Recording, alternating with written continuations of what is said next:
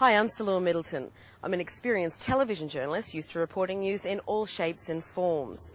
Here's a sample of the harder stories I've covered during my stint at NITV National News. Claims of racism in an iconic television program is the subject of the first. A segment of the show is called Red Faces, and faces were certainly turned red after this.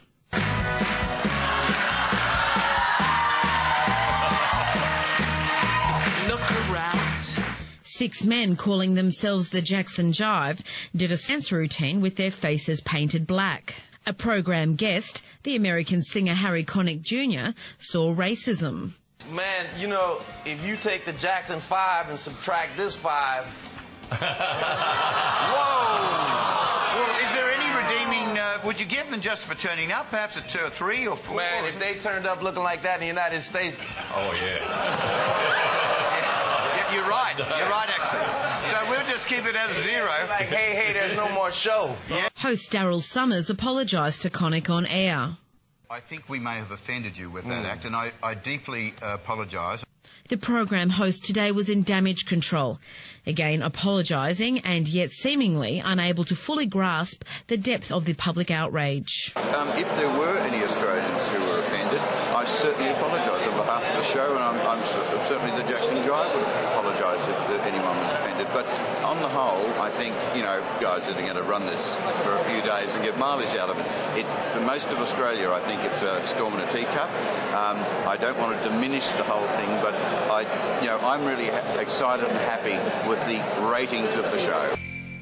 At checkouts in Woolies and Coles, you do have 2 separate lines, where you've got one line for the black people who have the special basic screened card. Then you've got the other checkouts which is open to general public, so it's an embarrassment.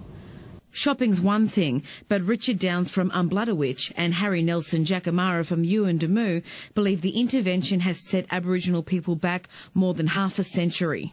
We've struggled since the 60s and up to the 70s, 80s to get that acknowledgement, recognition, the right wall coming together, both black and white. Then by the stroke of a pen, the Howard governments and the policies, and which is Labor's supporting now, we've just gone backwards, 50, 60 years. Mr Jackamara says there's more consultation with Indigenous communities over intervention measures, and he's especially sceptical about the federal government's promise to build houses in his community in exchange for a 40-year lease. We don't agree with us signing the lease and the government building new houses, which I doubt they will.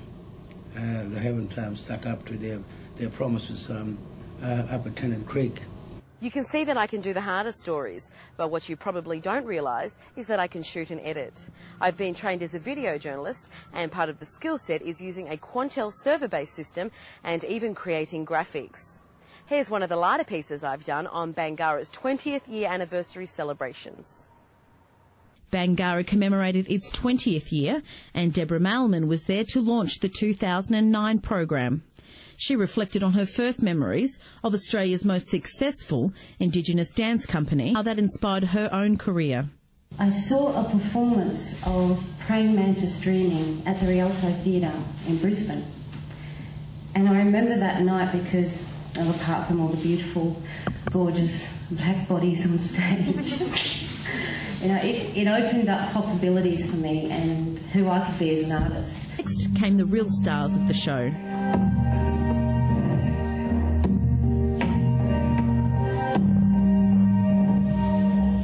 Dancer Deborah Brown has been with the company for 7 of those 20 years, and she was feeling particularly proud to be with the theatre during this milestone. It was quite emotional just to see the body of work that Bangara has produced. Stephen later spoke to NITV National News about Fire, a retrospective work featuring elements of the company's past productions. OK, let's take the essence of that. Let's call the production Fire a retrospective, and then let's look at all those productions and just take from each production, let's melt it all together as one serpent performance. Bangara, 20 years young, and audiences around the world will be wishing them many more anniversaries.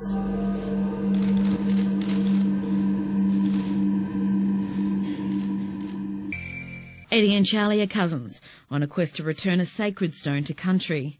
Eddie, played by Luke Harrell, may be a proud young black man, but he's got issues about his fairer coloured skin. He yearns for a connection to his culture and a sense of belonging. Leon Birchhill, as Charlie, is in contrast, a happy-go-lucky party boy. On the surface, he's selfish and superficial, but a big heart and a loyal side is revealed.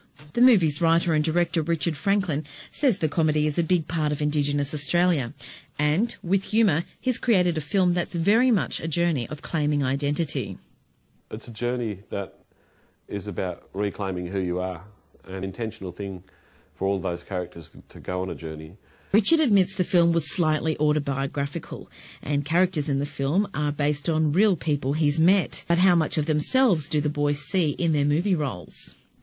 Nah, there's a bit of Charlie in everybody. There's a lot of Charlie in me. Yeah, for me it was the reconnecting with your culture of what Eddie was wanting to have. Was pretty similar to what I encounter in my own life, yeah. David Page also makes an appearance as Eddie's cross-dressing cousin Regina, who wants to become a career idol.